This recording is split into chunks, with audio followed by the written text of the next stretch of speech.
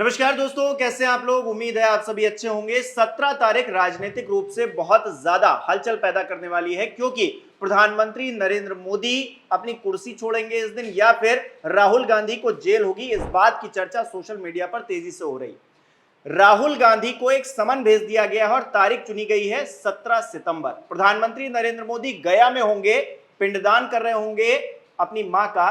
तारीख चुनी गई है 17 सितंबर। आखिरकार हो क्या रहा है राजनीति में और 17 सितंबर और क्या कुछ सरप्राइज लेकर आने वाला है, बात करेंगे। प्रियंका मेरे साथ मौजूद है। प्रियंका, बहुत बहुत स्वागत है आपका। प्रियंका, राहुल गांधी जेल जाएंगे या फिर प्रधानमंत्री नरेंद्र मोदी कोई और बड़ा ऐलान करेंगे या फिर कुछ ऐसा कहेंगे जिससे राजनीतिक तौर पर बिहार में बदलाव होगा? और राहुल गांधी के पास जो समन पहुंचा है उसके बारे में भी जरा हमारे दर्शकों को बताइए। बड़ी खबर ये निकलकर सामने आ रही है हिमांशु कि 17 सितंबर को लेकर पेच फंस गया है। पहला तो आप जानते हैं कि पहले से ही खबरें चलाई जा रही हैं कि 17 सितंबर को प्रधानमंत्री नरेंद्र मोदी 75 का हो जाएंगे और 75 का होने पर संघ इस्तीफा देने के लिए दबाव बना रहा है। और दूसरा, यहाँ पर मैं आपको बता दूं, प्रधानमंत्री नरेंद्र मोदी अपने पद से इस्तीफा देंगे या फिर कि नहीं देंगे, इसको लेकर जहां एक तरफ अटकलेबाजी चल रही है, वहीं दूसरी तरफ भारतीय जनता पार्टी में इस्तीफों की झड़ी लगी हुई है। तो उपराष्ट्रपति चुनाव के बाद कहां, किसने, क्यों, कब इस्तीफा दे दिया, इस पर मैं आगे आपको बताऊंगी। लेकिन उसके पहले 17 सितंबर को लेकर राहुल गांधी ने कितनी तगड़ी तैयारी की है उस पर चर्चा कर लेते हैं। आपको बता दें, राहुल गांधी ने 17 सितंबर की तारीख को चुना है। 17 सितंबर जब प्रधानमंत्री नरेंद्र मोदी पर इस्तीफा देने का दबाव है, उसी बीच ऐसा लगता है कि राहुल गांधी मोदी जी का इस्तीफा करवा के ही दम लेंगे। आपको बता दें, राहुल गांधी को लेकर खबर ये निकलकर सामने आ रही है कि वोट चोरी की अगली पिक्चर रिलीज होने वाली है और ये 17 सितंबर को होगी। राहुल गांधी ने कह दिया है कि हाइड्रोजन बम फोड़ूंगा और इस हाइड्रोजन बम के लिए भारतीय जनता पार्टी तैयार हो जाए। तो पहले जब राहुल गांधी ने बम फोड़ा तो किस तरीके से चुनाव आयोग से लेकर मोदी सरकार की नींव हिल गई, आप अच्छे से जानते हैं। तो आप देख सकते हैं हिमांशु, जो पिछली बार हुआ था वही कुछ एक बार से फिर से होता हुआ नजर आ रहा है। जैसा कि आप जानते हैं कि पिछली बार जब राहुल गांधी ने वोट धांधली के सबूत दिखाए तो भारतीय जनता पार्टी बौखला गई। इतना बौखला गई कि भारतीय जनता पार्टी के सांसद अनुराग ठाकुर ने सामने आकर कह दिया कि वायनाड में भी धांधली हुई है, रायबरेली में भी धांधली हुई है, हर उस सीट पर वोट की चोरी हुई है जहां पर कांग्रेस जीत गई है। इसी को लेकर जैसे ही अनुराग ठाकुर ने प्रेस कॉन्फ्रेंस की तो कांग्रेस ने कह दिया कि अब तो भारतीय जनता पार्टी भी मान रही है कि धांधली हुई है। अब जब धांधली हुई है तो लोकसभा चुनावों को कैंसिल कर देना चाहिए। तो यहां पर बीजेपी फेल हो गई। दूसरा, आप जानते हैं कि किस तरीके से जब भारतीय जनता पार्टी स्थिति को नहीं संभाल पाई तो ज्ञानेश कुमार निकलकर सामने आए। ज्ञानेश कुमार ने प्रेस कॉन्फ्रेंस की और इस प्रेस कॉन्फ्रेंस में पत्रकारों के सवालों के जवाब तो नहीं दिए, लेकिन हाँ, नेता प्रतिपक्ष राहुल गांधी को धमकी जरूर दे दी। ज्ञानेश कुमार ने कहा कि 7 दिनों में हलफनामा दो और अगर हलफनामा नहीं देते हैं राहुल गांधी तो पूरी देश से माफी मांगे, उनके पास तीसरा विकल्प नहीं है।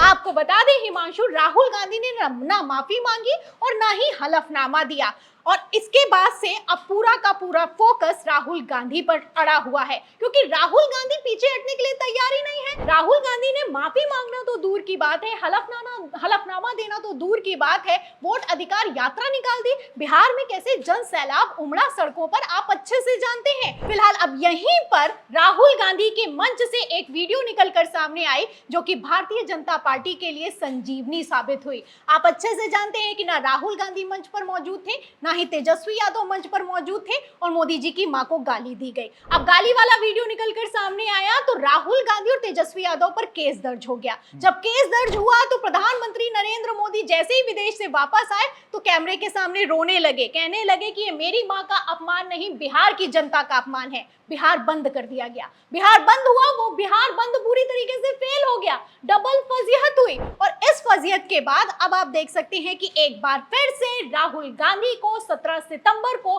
फंसाने की साजिश की जा रही है। तो यही है खबर का मेन पॉइंट। 17 सितंबर को मैं आपको बता दूं, सोनिया गांधी, मल्लिकार्जुन खड़गे और राहुल गांधी पर जो याचिका लगाई गई है उस पर सुनवाई होने वाली है और ये सुनवाई 17 सितंबर को होगी। आपको बता दें, याचिका इसलिए लगाई गई है क्योंकि एक AI जनरेटेड वीडियो बनाया गया है। ये वीडियो कांग्रेस की तरफ से बनाया गया और इस वीडियो में मोदी जी की मां को दिखाया गया और मोदी जी की मां प्रधानमंत्री नरेंद्र मोदी के सपने में आती हैं और फटकार लगाती हैं कि हमेशा वोटों के लिए मेरा इस्तेमाल क्यों करते हो, कितना और गिरोगे। एक तरफ ये वीडियो वायरल हुआ, वहीं दूसरी तरफ राहुल गांधी पर केस दर्ज हुआ और केस दर्ज होते ही 17 सितंबर की सुनवाई की तारीख को मुकर्रर कर दिया गया है। फिलहाल इस बार फंसाने से, राहुल गांधी को डराने से, धमकाने से ऐसा लगता है कि कुछ होने वाला नहीं है, क्योंकि 17 सितंबर को कुछ बड़ा होने वाला है। जैसा कि आपने जिक्र किया कि हो सकता है कि प्रधानमंत्री नरेंद्र मोदी कोई बड़ा ऐलान कर दें, और अगर ऐलान नहीं हुआ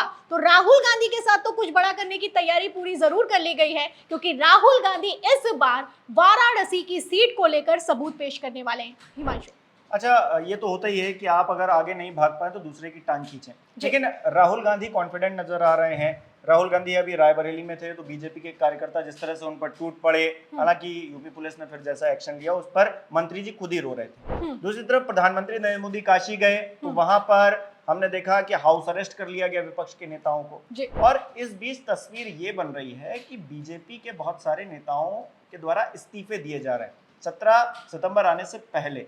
तो ये क्या माजरा है, जरा समझाइए। इस्तीफों की झड़ी लगी हुई है, इस्तीफे दिए गए, एक नहीं दो नहीं, यहाँ पर मैं आपको बता दूं 43 नेताओं ने इस्तीफा दे दिया है। और कहां पर दे दिया है? मणिपुर में दे दिया है, जहां का दौरा 13 सितंबर को प्रधानमंत्री नरेंद्र मोदी करने वाले हैं। एक तरफ मोदी जी मणिपुर जाने की तैयारी कर रहे हैं, वहीं दूसरी तरफ भारतीय जनता पार्टी में इस्तीफों की झड़ी लगी हुई है। आप जैसा कि जानते हैं कि बीजेपी के विधायकों में ही नाराजगी है मणिपुर के हालातों को लेकर, और इन्हीं हालातों को लेकर पहले ही गृह मंत्री अमित शाह को पत्र लिखा जा चुका है। उसके बाद क्या हुआ, किस तरीके से जब मणिपुर की सरकार फंसी तो राष्ट्रपति शासन लगाया गया। एक तरफ कांग्रेस तैयारी कर रही थी कि अविश्वास प्रस्ताव लेकर आएगी, वहीं दूसरी तरफ कैसे राष्ट्रपति शासन लगाकर सरकार को बचाया गया, ये किसी से छुपा हुआ नहीं है।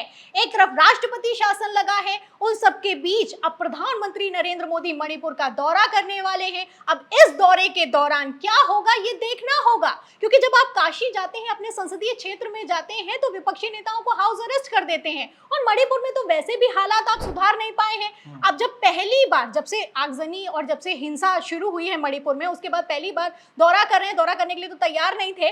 अब जब पहली बार दौरा करने के लिए मोदी जी जाएंगे तो प्रधानमंत्री नरेंद्र मोदी का क्या होगा, 17 सितंबर को प्रधानमंत्री नरेंद्र मोदी का क्या होगा, और जब राहुल गांधी 17 सितंबर को खुलासे करेंगे, हाइड्रोजन बम फोड़ेंगे, तो मोदी सरकार का क्या होगा, ये देखना होगा। बिल्कुल प्रियंका, तो 17 सितंबर कुल मिलाकर दोस्तों बहुत ज्यादा अहम रहने वाली है राजनीतिक लिहाज से। प्रधानमंत्री नरेंद्र मोदी क्योंकि बिहार में होंगे, गया में होंगे, तो एक भावनात्मक पल भी होगा, एक इमोशनल टच देने की कोशिश की जाएगी। लेकिन राहुल गांधी, जैसा कि प्रियंका ने बताया, एक हाइड्रोजन बम भी फोड़ने वाले हैं। वो उस इमोशन पर भारी पड़ेगा या इमोशन ज्यादा भारी पड़ेगा, इसकी अपडेट आप तक मैं पहुंचाता रहूंगा। इस वीडियो में फिलहाल इतना ही। इस वीडियो को लाइक कीजिए, शेयर कीजिए, और हमारे चैनल को सब्सक्राइब नहीं किया है तो वो भी जरूर कीजिए।